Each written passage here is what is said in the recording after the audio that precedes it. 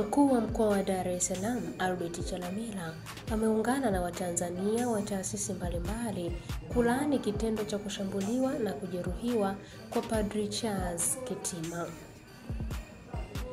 Akiongea jijini Dar es Salaam leo Mei 2 mwaka huu, Chalamila amewataka Watanzania kuwa watulivu katika kipindi hiki na wawe na imani na jeshi la polisi, kwani linazidi kupambana kuwapata wote waliohusika na kuwafikisha sehemu husika. Aidha, amewatoa hofu wote wanaodhani huenda wanaohusika na shambulio hilo ni wabaya wa Padri Kitima, huku akisema wanaoshambulia watu hawabague wewe ni nani. Hata rais wa Marekani wa sasa wakati wa kampeni alipigwa risasi. Hii ni ABT Media na mimi ni Irene Nziku. Ndugu waandishi wa habari, mimi kama mkuu wa mkoa wa Dar es Salaam na wenzangu wote, na kama ambavyo jeshi la polisi likushatoa statement yake, naungana pia na kauli zote ambazo zimetokea kulaani vikali sana jambo hili. Na katika kulaani jambo hili, naomba niweke bayana ukweli kwamba wananchi wa nchi ya Tanzania, na waomba waendelee kuwa na usikivu mkubwa sana. Lakini pia na kwa wale wote ambao wanaonyesha mashaka kwa jeshi la polisi, naomba nao wawe na imani kubwa sana kwamba vyombo vya dola havitamuonea mtu yoyote wala havitakuuzia jambo lolote, na jambo hili litakuwa prosecuted katika hatua zote kwa mujibu wa kisheria. Na kwa yule ambaye atakuwa amefanya kosa na kubainika, Tanzania ni nchi ya kisheria.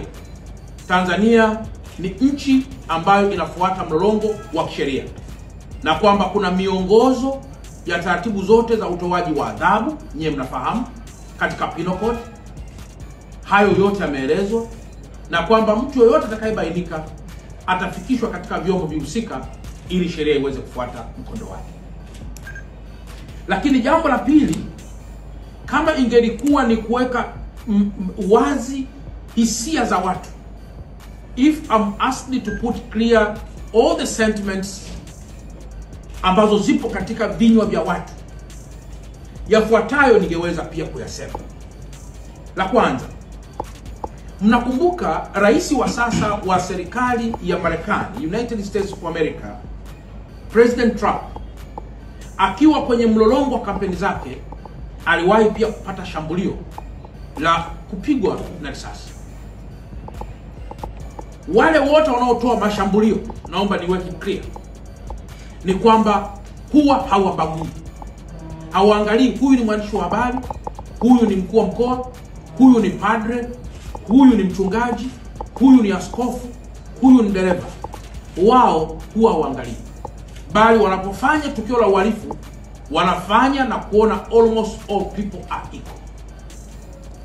Kwa mantiki hiyo, Watanzania wote wanapojaji jambo hili lililotokea, ni muda mwafaka wa kuwa very rational, na ni muda mwafaka wa kutulia, kwa sababu tukiruhusu kila mmoja akasema, inaweza kafika hatua ya kuharibu na kuvuruga mlolongo wa kiuchunguzi, na hata baadaye mlolongo wa ushahidi unaoweza kuwa na msaada mkubwa tunapoelekea kwenye jambo hili.